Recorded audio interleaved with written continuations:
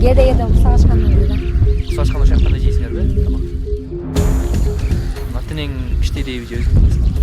Жан кээде ата менен акча сурагандан кийин алып өзүм эле чатап кетем.